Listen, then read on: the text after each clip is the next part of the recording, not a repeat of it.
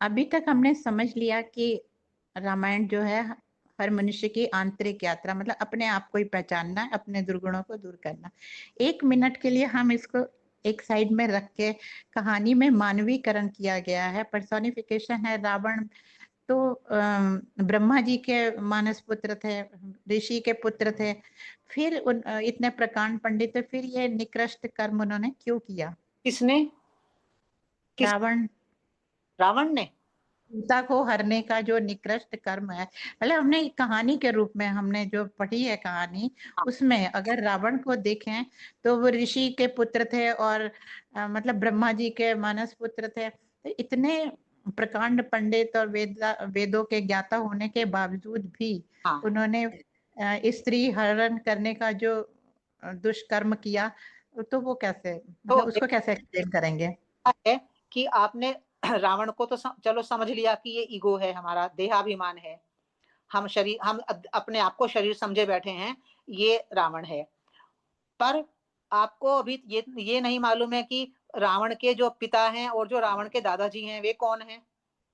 उनको सिंबॉलिक भाषा ऐसा नहीं कि किसी एक क्षेत्र में पुराणों के किसी एक क्षेत्र में प्रतीकात्मकता है और दूसरे क्षेत्र में नहीं है। जो रावण के पिता हैं, जो दादा हैं, वो हैं पुलस्त्य। उनका जी नाम है पुलस्त्य। और जी पुलस्त्य जी। का अर्थ होता है देह भाव का विस्तार। पुल, पुल जो है वो छिपाने के लिए पुल कहा है उन्होंने, वास्तविक शब्द है पुर। पुर का मतलब हम जानते हैं, हमारा शरीर ये पुर है, एक नगर है ना ये हमारा शरीर। और स्त्य का मतलब होता है फैलाव। तो जी जब पुर का फैलाव हो जाता है, या पुर का फैलाव का मतलब क्या हुआ? हम सब कुछ, देह को ही सब कुछ मानकर जीने लगते हैं। ये पुलस्त्य है, पुरस्त्य। तो ये रावण के दादाजी हैं। भाई अभिमान कहां से आया हमारे भीतर, कैसे पैदा हुआ? पहले पुर का स्त्यान हुआ, अर्थात पुर का फैलाव हुआ हमारे भीतर। शरीर सब कुछ है, इसको ही मुझे सुंदर बनाना है, इसका ही सब, इसके भोगों में हमें मुझे लिप्त रहना है। सब टोटल देह भाव और देह के भोग, ये है पुलस्त्य। फिर पुलस्त्य के पुत्र हुए हैं विश्रवा। तो विश्रवा का मतलब होता है जब हम श्रुति, श्रुति कहते हैं वेदों को, जब हम श्रुति के अनुसार नहीं चलते, हम विपरीत चलने लगते हैं। हम श्रव का मतलब होता है इंद्रियों को ही हम सब कुछ महत्व महत्व देने लगते हैं, वो विश्रवा होता है। और फिर विश्रवा से रावण पैदा हुए। तो पुराणों में जो जीनियोलॉजी है, जो वंशावली है, उसको, वंशावली को चूंकि हमने समझ लिया है कि जैसे मेरे पिताजी, मेरे पिताजी के पिताजी, मेरे पिताजी, उनके पिताजी, तो जैसे हमने भौतिक रूप में वंशावली को समझा है, तो उसको, उस, तो हम जो पुराणों की वंशावली है, रावण की वंशावली है, राम की वंशावली है, तो वो भौतिक रूप में नहीं है। जब जब राम ही भौतिक व्यक्ति कोई नहीं है, तो राम के पिताजी भौतिक कैसे हो जाएंगे? फिर उनके पिताजी कैसे भौतिक हो जाएंगे? ये सब साधना की डिफरेंट डिफरेंट स्थितियां हैं। अगर जैसे रावण की, अभी आपने रावण की बात है कि वो ऋषि के पुत्र हैं, तो पुराणों ने पुरस्त्य कहा है, पुलस्त्य कहा है, या पुरस्त्य कहा है, और उनको कहा है ऋषि। तो ऋषि का अर्थ यहाँ पर, जैसे आप समझ लेते हो कि एक संत, एक ऋषि का मतलब एक श्रेष्ठ व्यक्ति, तो सब जगह ऋषि का अर्थ वो नहीं है। अभी हम्म। आपने आज की कथा पढ़ी, इसमें कहा स्थूल शिरा महर्षि। तो स्थूल शिरा महर्षि कहा है क्योंकि हमने मनुष्य को, हर मनुष्य को, उसके अंदर की वृत्तियों को ऋषि से संबोधित किया है। तो जैसे स्थूल शिरा एक मोटी सोच वाला व्यक्ति है, तो उसको महर्षि कहा है इन्होंने यहाँ पर। ऐसे ही पुराणों में मनुष्य को ऋषि भी कहा गया है, अधिक बहुत स्थानों पर। पुलस्त्य ऋषि, पुलह ऋषि, अंगिरा ऋषि, बहुत ऋषि, मरीचि ऋषि, वशिष्ठ ऋषि, विश्वामित्र ऋषि। तो उसमें केवल ऋषि का मतलब ऐसा नहीं है कि सारी वो श्रेष्ठ मानव मानव है वो। उसमें देह भोगी भी हैं और आत्मभोगी भी हैं। तो रावण पैदा हुआ है शरीर के फैलाव, जब शरीर का फैलाव बहुत हो जाता है और हम विपरीत आचरण करने लगते हैं, आत्मा के वैदिक श्रुतियों के विपरीत आचरण में आ जाते हैं, तब हमारे भीतर ये देहाभिमान रूपी अहंकार पैदा हो जाता है।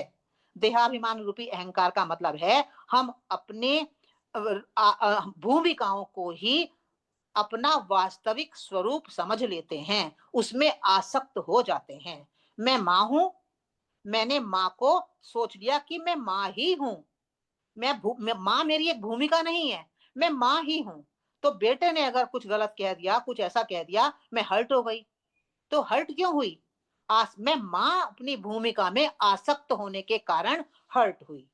भाई मैं तो एक ही हूं ना, मैं एक हूं तो मैं बहुत कैसे हो गई? मैं माँ भी हो गई, मैं बहन भी हो गई, मैं बुआ, चाची, ताई, इतने सारे मेरे मित्र, इतने सारी मेरी भूमिकाएं हैं। तो ये मेरी भूमिकाएं मात्र हैं, ये मैं नहीं हूं। तो रावण का मतलब है जब हम अपनी भूमिकाओं को ही अपना स्वरूप समझकर उसमें आसक्त हो जाते हैं, तो ईगो। तो इसलिए हमने कहा है रावण ईगो है। तो ये ईगो अपने आप एकदम से पैदा नहीं हो गया, ये धीरे धीरे पहले देह भाव का फैला हुआ मेरे भीतर, फिर मैंने वेद विरुद्ध आचरण करना शुरू कर दिया और फिर मैं अपनी भूमिकाओं में आसक्त हो गई, तब रावण पैदा हुआ। ये रावण की पैदाइश है। तो जो आपका प्रश्न है ना कि अब ब्रह्मा जी, अब ब्रह्मा कोई व्यक्ति नहीं है, विष्णु कोई व्यक्ति नहीं है, शिव कोई व्यक्ति नहीं है, ये तो एक परमात्मा की, जिसको हम परमात्मा कहते हैं, जिसको हम चैतन्य सत्ता कहते हैं, उस चैतन्य सत्ता की तीन शक्तियां हैं। ब्रह्मा है उसकी रचने वाली शक्ति, विष्णु है उसकी पालने वाली शक्ति, शिव है उसकी संहार शक्ति। तो ये कोई तीन व्यक्ति नहीं है। तो तो ब्रह्मा से पुलस्त्य ऋषि उत्पन्न हुए। तो इसका मतलब क्या है? इसका मतलब ये है कि जो परमात्मा है, जो रचनात्मक शक्ति है, इस विश्व की जो एकमात्र शक्ति है, उसने अपनी रचना, जब इस विश्व की रचना की, इस ब्रह्मांड को जब उसने बनाया, तो उसने दोनों को बनाया, अच्छाई को भी बनाया, उसने बुराई को भी बनाया। इस ब्रह्मांड में दोनों दोनों रचनाकार ने दोनों को बनाया है। अगर एक एक को ही बनाता तो फिर तो कोई बात ही नहीं थी, सुखी सुख होता। पर परमात्मा ने अपनी रचना, ब्रह्मा रूपी रचना शक्ति के द्वारा जो ये ब्रह्मांड बनाया है, इसमें इसमें डेमोनिक पावर्स और इसमें डिवाइन पावर्स दोनों को उसने बनाया है। तो डेमोनिक जो पावर को उसने बनाया है, उससे ये रावण की रचना हो गई। अच्छा, मतलब श्रेष्ठ शक्तियों का वंशज, मतलब उन्हीं के आगे बढ़ा। श्रेष्ठ शक्ति तो भी राक्षसी प्रवृत्ति आई, मतलब डेमोनिक पावर जो कह रहे हैं। हाँ, तो श्रेष्ठ शक्तियों का वंशज होने के बावजूद भी उसमें ये राक्षसी प्रवृत्ति आ गई। पुलस्त्य कोई श्रेष्ठ श्रेष्ठ शक्ति कहाँ है? वो पुरका अच्छा, वो नहीं। का फैलाव हो जाए, यदि यदि मैं शरीर को ही सब समझकर शरीर के भोगों को ही जीने लगूं, तो ये कोई अच्छी बात तो नहीं है। तो और इनकी जो माँ थी वो राक्षसी थी, मतलब ऐसा कहीं पढ़ा था, रावण की माता जो थी राक्षस राज की बेटी थी। तो वो तो सब माँ के भी वो कुल है, वो राक्षस कुल है। वो राक्षस कुल को अच्छा, ब्रह्मा ने रचा है। वो ब्रह्मा ओके। यानी परमात्मा की रचनात्मक शक्ति। तो ब्रह्मा ने ही या परमात्मा ने ही ये राक्षसों को भी रचा है और देवताओं को भी रचा है। और ये देवताओं और असुरों का युद्ध ये लगातार होता रहता है। आपने देवासुर संग्राम तो सुना है ना? ये देवासुर संग्राम क्या है कि हमारे भीतर अच्छी प्रवृत्तियां भी हैं, दैविक प्रवृत्तियां भी हैं, हमारे भीतर राक्षसी प्रवृत्तियां भी हैं। इन दोनों के बीच में, हमारे मन के भीतर इन दोनों में युद्ध हो रहा है। मुझे अपनी दैवी प्रवृत्ति को जागृत करना है और राक्षसी प्रवृत्तियों को सुला देना है। जब जब दैविक प्रवृत्ति को हम जगा देते हैं तो राक्षसी प्रवृत्ति सो जाती है। जब हम राक्षसी प्रवृत्ति को जगाते हैं तो दैवी प्रवृत्ति सो जाती है। अब पर नवरात्र जनरली डेमोनिक बिहेवियर जो होता है ज्यादा स्ट्रॉन्ग साइड में जाता है। वो 100 हैं। आपने तो अच्छी तरह पढ़ा है ना कि कौरव 100 हैं और पांडव केवल 5 हैं।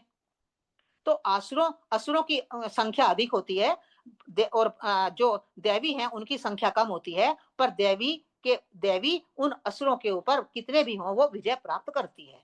अभी नवरात्रि चल रहे हैं, दुर्गा सप्तशती आपने पढ़ी होगी, तो दुर्गा सप्तशती में दुर्गा दुर्गा क्या है? एक एक हाँ, शक्ति का एक प्रतीक। शक्ति कितने राक्षसों हुँ, को विनाश, वध करती है। हुँ। है ना? तो जी, जी। एक शक्ति एक, और राक्षस कितने? जब आप दुर्गा सप्तशती पढ़ोगे आपको 50 राक्षसों के नाम मिलेंगे उसमें।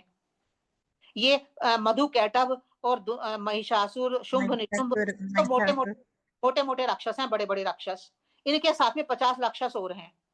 तो क्यों हमें दुर्गा शक्ति का आवाहन करना है, अपने भीतर उसको जगाना है?